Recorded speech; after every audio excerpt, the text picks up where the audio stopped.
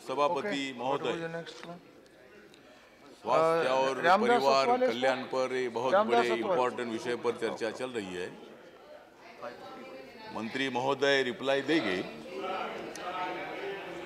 और जो मतलब स्वास्थ्य बिगड़ने का कारण ये है कि गरीबों को जो जीवन सत्व युक्त खाना मिलना चाहिए वो मिलता नहीं है। जो मतलब पाली सब्जियां होती है वो नहीं मिलती है। तो मेरा सरकार से निवेदन ये है कि भाई जे लोगों को जीवन सत्व युक्त खाना मिलता नहीं उनको देने के संबंध में भी कोई योजना बनानी चाहिए। बोला किडनी फेल होने वाले मरीजों की संख्या 2,25,000 तक है। सरकार ने अभी 3,000 दवाई के शॉप खोलने का निर्णय लिया है, लेकिन उप सभापति महोदय, सरकारी अस्पतालों में जो दवा होती है ये दवा मिलती नहीं है। बहुत बार मतलब वो पेशेंट के लोगों को बताया जाता है कि दवा खत्म हो गई है, इंजेक्शन खत्म हो गया है, और मतलब उस अस्पताल की दवा जाती है वो दवाई की दुकान में और फिर वहाँ से उनको खरीदनी पड़ती है। तो मतलब ये बहुत जगह पर हो रहा है। तो मुझे लगता है कि जहाँ सरकारी अस्पताल है, नड्डा जी, जहाँ सरकारी अस्पताल है वहाँ अगर इसी तरह की दवा खत्म होती है तो लाने का भी मतलब प्लानिंग होना चाहिए। जो मरीज एडमिट है तो उस एडमिट मरीजों को दवा देने का काम सरकार का है या वो अस्पताल का है। दवा खत्म हो गया ऐसा कैसा हो सकता है?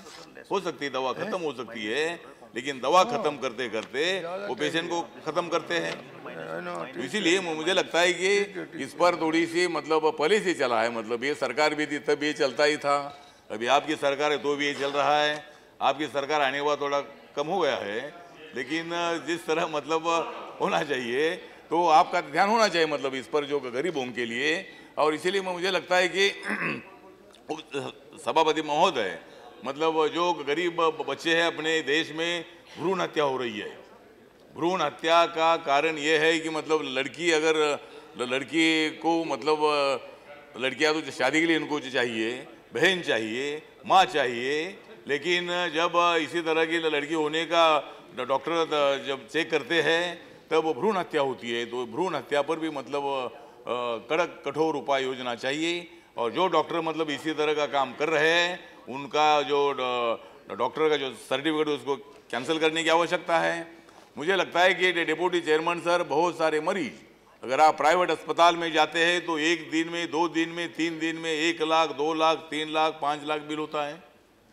मतलब बिल होना चाहिए, ठीक बात है, तुम्हारा अस्पताल चलना चाहिए, लेकिन तुम्हारे अस्पताल चलाने के लिए तुम सभी लोगों को लूटने का काम नहीं करना चाहिए।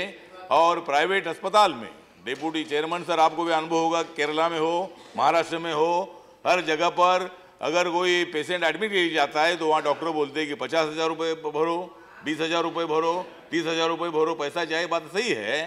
तो नड्डा जी से मेरा कहना ये है कि अगर इसी तरह कोई पेशेंट आता है और वो डॉक्टर को पैसे की आवश्यकता है, हम समझ सकते हैं, लेकिन अगर वो पेशेंट के पास अभी पैसा नहीं है तो उनको एडमिट करके लेना चाहिए, उनको ट्रीटमेंट देनी चाहिए। और अगर वो पैसा देता है तो ठीक है, नहीं देता है तो आपने देना चाहिए, सरकार ने देना चाहिए। सरकार ने इसी तरह की भी कोई स्कीम आप लाइए। या अभी 1 लाख का बीमा आपने निकाला है, 1 लाख बीमा की स्कीम निकाली है, उसमें 30,000 रुपये मतलब बढ़ोतरी भी आपने किया है, लेकिन ये बीमा योजना 2-2.5 लाख की होनी चाहिए, जो गरीबों को ज़्यादा से ज़्यादा मतलब तकलीफ ना हो, उसके लिए हम लोगों ने काम करना चाहिए। और अगर हम ये पेशेंट लोगों को मदद नहीं करेंगे, ये पेशेंट लोग सब अपने वोटिंग करने वाले हैं। जो पेशेंट बीमार लोग होते हैं, ये बीमार लोग ज़्यादा से ज़्यादा वोटिंग करते हैं, क्योंकि कल क्या होगा मालूम नहीं है।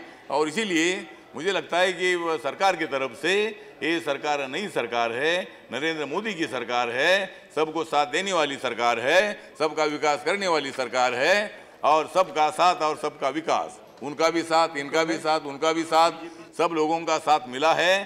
तो आप लोग मतलब ये मंत्रालय नड्डा साहब आपको मिला है, आप एक अच्छे मंत्री है। खाली मंत्री अच्छे होने से काम नहीं चलेगा, मतलब पैसा भी होना चाहिए और ज़्यादा से ज़्यादा बजट आपने सरकार की तरफ से लेकर आपने लोगों को मदद करने की आवश्यकता है। तो उप सभापति महोदय, मैं मतलब इतनी अपेक्षा करता हूँ कि मंत्री महोदय जरूर गरीबों को न्याय देने का काम करेंगे और जो लोग बीमार है उनको बचाने का काम करेंगे। अगर हम बीमारों को बचाने का काम नहीं करेंगे तो अपने सरकार को बचाने का काम भी ये लोग नहीं कर सकते, और इसीलिए इनको बचाने का भी काम है, ये काम ये करेंगे। लेकिन ये सरकार बच जाएगी, तालियां मत बजाओ कांग्रेस वालों, तुम्हारा 15 साल तक तुम्हारा नंबर लगने वाला नहीं है, तो तालियां बजाओ। तालियां बजाने का ही, तालियां बजाओ, हम पहले तालियां बजाते थे, अभी आपको तालियां बजाने का वक्त आपके ऊपर आया है, और इसीलिए नहीं ठीक है, नहीं मैं